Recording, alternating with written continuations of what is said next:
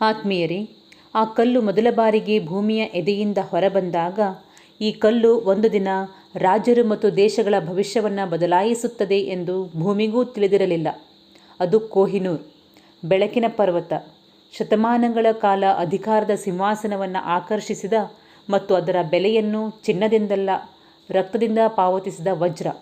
ಕೊಹಿನೂರ್ ವಜ್ರದ ಸಂಪೂರ್ಣ ಕಥೆಯನ್ನು ನಿಮಗೆ ಹೇಳುತ್ತಿದ್ದೇನೆ. ಇದನ್ನು ಯಾರೂ ಖರೀದಿಸಿಲ್ಲ ಅಥವಾ ಮಾರಾಟ ಮಾಡಿಲ್ಲ ಎಂದು ಹೇಳಲಾಗುತ್ತದೆ. ಇದನ್ನು ಯುದ್ಧದಲ್ಲಿ ಗೆದ್ದಿದ್ದಾರೆ ಅಥವಾ ಯಾರೋ ಒಬ್ಬರಿಗೆ ಉಡುಗೊರೆಯಾಗಿ ನೀಡಿದ್ದಾರೆ. 800 ವರ್ಷಗಳ ಕಾಲ ವಜ್ರವು ಒಬ್ಬ ರಾಜನಿಂದ ಇನ್ನೊಬ್ಬರಿಗೆ ಚಲಿಸುತ್ತಲೇ ಇತ್ತು. ಕೆಲವೊಮ್ಮೆ ಯಾರು ಅದನ್ನು ಯಾರಿಗಾದರೂ ಉಡುಗೊರೆಯಾಗಿ ನೀಡಿದರು, ಕೆಲವೊಮ್ಮೆ ಬಾಹ್ಯ ಆಕ್ರಮಣಕಾರರು ದಾಳಿ ಮಾಡಿ ಗೆದ್ದರು. ಪ್ರಸ್ತುತ ಇದು ಇಂಗ್ಲೆಂಡ್ನಲ್ಲಿದೆ ಮತ್ತು ರಾಣಿಯ ಕಿರೀಟದ ಸೌಂದರ್ಯವನ್ನು ಹೆಚ್ಚಿಸುತ್ತಿದೆ. ಅದರ ಆವಿಷ್ಕಾರದಿಂದ ಇಲ್ಲಿಯವರೆಗೆ ಕಥೆ ಸಾಹಸದಿಂದ ತುಂಬಿದೆ. ಕೊಹಿನೂರ್ ವಜ್ರವು ಅದರ ದೊಡ್ಡ ಗಾತ್ರ ಮತ್ತು ಕತ್ತರಿಸುವಿಕೆಗಾಗಿ ಪ್ರಪಂಚದಾದ್ಯಂತ ಪ್ರಸಿದ್ಧವಾಗಿದೆ. ಮೂಲತಃ ಇದು ಸುಮಾರು 793 ಕ್ಯಾರೆಟ್ಗಳಿಗಿಷ್ಟು ಮತ್ತು ಈಗ ಅದನ್ನು 105.6 ಕ್ಯಾರೆಟ್ಗಳಿಗೆ ಇಳಿಸಲಾಗಿದೆ ಎಂದು ಹೇಳಲಾಗುತ್ತದೆ. ಕೊಹಿನೂರ್ನ ದೊಡ್ಡ ಗಾತ್ರದ ಕಾರಣ ಇದನ್ನು ಒಂದು ಕಾಲದಲ್ಲಿ ವಿಶ್ವದ ಅತಿದೊಡ್ಡ ವಜ್ರವೆಂದು ಪರಿಗಣಿಸಲಾಗಿತ್ತು. ಕೊಹಿನೂರ್ ವಜ್ರವು ಬ್ರಿಟನ್ನಲ್ಲಿದೆ. ಪ್ರಸ್ತುತ ಇದು ರಾಜ ಚಾರ್ಲ್ಸ್ ಮೂರನೇ ಮತ್ತು ರಾಣಿ ಕ್ಯಾಸೋತ್ ಕ್ಯಾಮಿಲ್ಲಾ ಅವರ ಪರಂಪರೆಯ ಭಾಗವಾಗಿದೆ.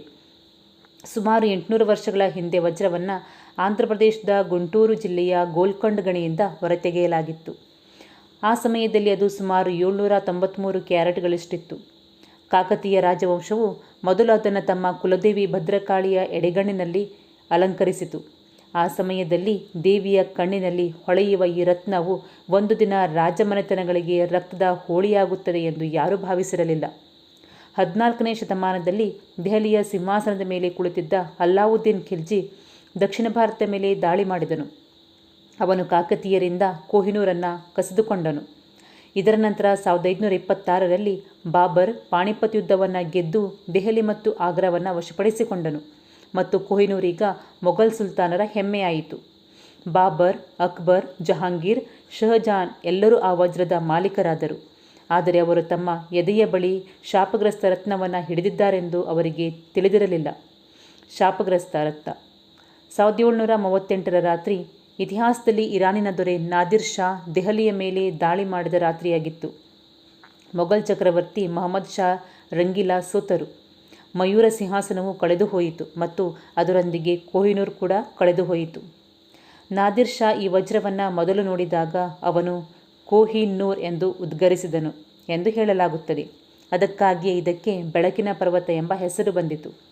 ನಾದಿರ್ ಶಾನ ಆಸ್ಥಾನಿಕರು ಬರೆದಿರುವ ಪ್ರಕಾರ ಬಲಿಷ್ಠ ವ್ಯಕ್ತಿ 4 ದಿಕ್ಕುಗಳಲ್ಲಿ ಕಲ್ಲುಗಳನ್ನು ಎಸೆದು ಆ ಸ್ಥಳಗಳನ್ನು ಚಿನ್ನದಿಂದ ತುಂಬಿದರೂ ಕೊಹಿನೂರ್ನ ಬೆಲೆಯನ್ನು ಪಾವತಿಸಲು ಸಾಧ್ಯವಿಲ್ಲ. ಆದರೆ ಇದರ ನಂತರ ನಾದಿರ್ ಶಾ ಕೂಡ ಅದನ್ನು ಹೆಚ್ಚು ಕಾಲ ಇಟ್ಟುಕೊಳ್ಳಲು ಸಾಧ್ಯವಾಗಲಿಲ್ಲ. ಅವನನ್ನು ಕೊಲೆ ಮಾಡಲಾಯಿತು. ನಾದಿರ್ ಶಾನ ಮೊಮ್ಮಗ ಈ ವಜ್ರವನ್ನು ಅಫ್ಘನ್ ದೊರೆ ಅಹಮದ್ ಶಾ ದುರಾನಿಗೆ ಉಡುಗೊರೆಯಾಗಿ ನೀಡಿದ. ಅಹಮದ್ ಶಾ ಅವರ ಮೊಮ್ಮಗ ಶುಜಾ ಶಾ ದುರಾನಿ ಇದನ್ನು ತಮ್ಮ ಬ್ರೇಸ್ಲೆಟ್ನಲ್ಲಿ ಧರಿಸುತ್ತಿದ್ದರು. 1813ರಲ್ಲಿ ಅವರು ಪೇಶಾವರ ತಲುಪಿದರು ಮತ್ತು ಅಲ್ಲಿ ಅವರು ಸಿಖ್ ಚಕ್ರವರ್ತಿ ಮಹಾರಾಜ ರಂಜಿತ್ ಸಿಂಗ್ ಅವರನ್ನು ಎದುರಿಸಿದರು. ರಂಜಿತ್ ಸಿಂಗ್ ಶುಜಾ ಶಾ ಅವರನ್ನು ಸೋಲಿಸಿದ್ದಲ್ಲದೆ ರೂಪಾಯಿ 1,25,000 ನೀಡುವ ಮೂಲಕ ಕೊಹಿನೂರನ್ನು ಭಾರತಕ್ಕೆ ಮರಳಿ ತಂದರು. ಆದರೆ ವಿಧಿ ಅದನ್ನು ಒಪ್ಪಲಿಲ್ಲ. 1839ರಲ್ಲಿ ಅವನು ನಿಧನರಾದ ತಕ್ಷಣ ಬ್ರಿಟಿಷ್ ಈಸ್ಟ್ ಇಂಡಿಯಾ ಕಂಪನಿ ಕಾರ್ಯಪ್ರವೃತ್ತವಾಯಿತು. 1849ರಲ್ಲಿ ಬ್ರಿಟಿಷರು ರಾಣಿ ಜಿಂದನ್ ಅವರನ್ನು ಜೈಲಿಗೆ ಹಾಕಿದರು ಮತ್ತು 11 ವರ್ಷದ ದಿಲೀಪ್ ಸಿಂಗ್ ಅವರನ್ನು ಲಾಹೋರ್ ಒಪ್ಪಂದಕ್ಕೆ ಬಲವಂತವಾಗಿ ಸಹಿ ಹಾಕಿಸಿದರು ಮತ್ತು ಅವರು ಬಲವಂತವಾಗಿ ಸಹಿ ಹಾಕುವಂತೆ ಮಾಡಿದರು. ಆ ಒಪ್ಪಂದದಲ್ಲಿ ಒಂದು ಗೆರೆ ಇತ್ತು, ಕೊಹಿನೂರ್ ವಜ್ರ. ಈಗ ಅದನ್ನು ರಾಣಿ ವಿಕ್ಟೋರಿಯಾ ಅವರಿಗೆ ಹಸ್ತಾಂತರಿಸಲಾಗುವುದು. 1850ರಲ್ಲಿ ಈ ಕೊಹಿನೂರನ್ನು ಬಂಕಿಂಗ್ಹ್ಯಾಮ್ ಅರಮನೆಗೆ ಕೊಂಡೊಯ್ಯಲಾಯಿತು. ಡಚ್ ಸಂಸ್ಥೆ ಕೋಸ್ಟರ್ ಇದನ್ನು 38 ದಿನಗಳವರೆಗೆ ಕೆತ್ತಿದರು ಮತ್ತು ನಂತರ ಈ ರತ್ನವು ರಾಣಿ ವಿಕ್ಟೋರಿಯಾ ಕಿರೀಟದ ಹೆಮ್ಮೆಯಾಯಿತು. ಕೊಹಿನೂರ್ ಮಹಿಳೆಯರಿಗೆ ಮಾತ್ರ ಸೇರಿದ್ದು ಎಂದು ಹೇಳಲಾಗುತ್ತದೆ. ಅವರು ಮಾತ್ರ ಅದನ್ನು ಇಷ್ಟಪಡುತ್ತಾರೆ. ಅದು ಪುರುಷರ ಕೈಗೆ ಬಂದ ತಕ್ಷಣ ಅದು ಕೆಟ್ಟ ಶಕುನವಾಗುತ್ತದೆ. ಅದು ಮೊಘಲಾಗಿರಲಿ ಅಥವಾ ದುರಾನಿ ಆಗಿರಲಿ, ಯಾರೇ ಆಗಿರಲಿ, ಅವರ ಸಾಮ್ರಾಜ್ಯ ಕುಸಿಯಿತು ಅಥವಾ ಅವರ ಜೀವಕ್ಕೆ ಅಪಾಯವಿತ್ತು.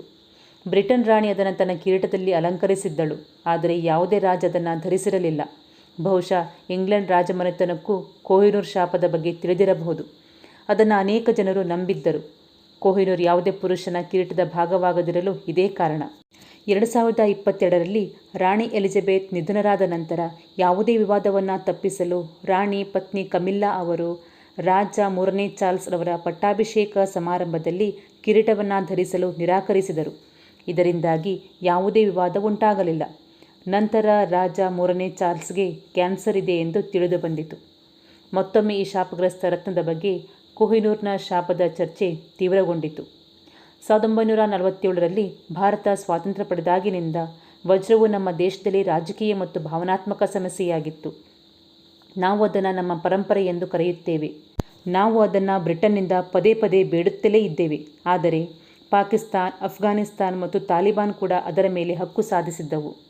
ಲಾಹೋರ್ ಒಪ್ಪಂದದ ಅಡಿಯಲ್ಲಿ ಇದನ್ನು ಕಾನೂನುಬದ್ಧವಾಗಿ ಸ್ವಾಧೀನಪಡಿಸಿಕೊಳ್ಳಲಾಗಿದೆ ಎಂದು ಬ್ರಿಟನ್ ಹೇಳುತ್ತದೆ ಮತ್ತು ಅನೇಕ ಜನರು ಅದರ ಮೇಲೆ ತಮ್ಮ ಹಕ್ಕುಗಳನ್ನು ಪಡೆದುಕೊಳ್ಳಲು ಪ್ರಯತ್ನಿಸುತ್ತಿವೆ.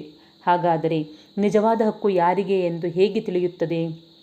2000 ವರ್ಷದಲ್ಲಿ ಭಾರತೀಯ ಸಂಸತ್ತು ಅದನ್ನು ಮರಳಿ ತರಲು ಪ್ರಸ್ತಾಪಿಸಿತು. ಆದರೆ ಹಲವು ದೇಶಗಳ ಹಕ್ಕುಗಳ ನಡುವೆ ನಿಜವಾದ ಮಾಲೀಕರನ್ನು ನಿರ್ಧರಿಸುವುದು ಅಸಾಧ್ಯ ಎಂದು ಬ್ರಿಟನ್ ಸರ್ಕಾರ ಹೇಳಿತ್ತು. ಇಂದಿಗೂ ಕೊಹಿನೂರ್ ಬೆಲೆಯನ್ನು ನಿರ್ಧರಿಸಲಾಗಿಲ್ಲ. ಆದರೆ ಇದರ ಬೆಲೆ ಸುಮಾರು 8,000 ಕೋಟಿ ಎಂದು ಅಂದಾಜಿಸಲಾಗಿದೆ.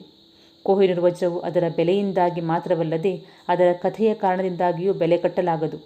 ನಂಬಿಕೆ, ಶಕ್ತಿ, ರಕ್ತ ಮತ್ತು ಶಾಪವನ್ನು ಹೊಂದಿರುವ ಕಥೆ. ಹೇಳುವ ಕಥೆ ಜಗತ್ತಿನ ಅತ್ಯಂತ ಅಮೂಲ್ಯ ವಸ್ತು ಗಣಿಗಳಿಂದ ಹೊರಬರುವುದಿಲ್ಲ. ಅದು ಇತಿಹಾಸದಲ್ಲಿಯೇ ಸೃಷ್ಟಿಯಾಗುತ್ತದೆ ಮತ್ತು ಒಂದು ದಿನ ಬಹುಶಃ ಆ ಹೊಳೆಯುವ ಕಲ್ಲು ತನ್ನ ಪ್ರಯಾಣವನ್ನು ಪ್ರಾರಂಭಿಸಿದ ಅದೇ ಭೂಮಿಗೆ, ಭಾರತಕ್ಕೆ ಮರಳುತ್ತದೆ. ಆಶಾದಾಯಕವಾಗಿ ಜಗತ್ತು ಭರವಸೆಯ ಮೇಲೆ ಬದುಕುಳಿದಿದೆ. ಆತ್ಮೀಯರೇ, ಈ ಕೊಹಿನೂರ್ ವಜ್ರದ ಕಥೆ ನಿಮಗೆಲ್ಲ ಇಷ್ಟ ಆಗಿದೆ ಅಂದ್ಕೋತೀನಿ. ಈ ಕಥೆ ಇಷ್ಟವಾಗಿದ್ದರೆ ಈ ವಿಡಿಯೋವನ್ನು ಲೈಕ್ ಮತ್ತು ಶೇರ್ ಮಾಡಿ. ಮತ್ತೆ ಮುಂದಿನ ಅವಧಿಯಲ್ಲಿ ಇಂಥದೇ ಕುತೂಹಲಕಾರಿ ಕಥೆಯೊಂದಿಗೆ ಮತ್ತೆ ಭೇಟಿಯಾಗುತ್ತೇನೆ. ಅಲ್ಲಿಯವರೆಗೆ ಧನ್ಯವಾದಗಳು.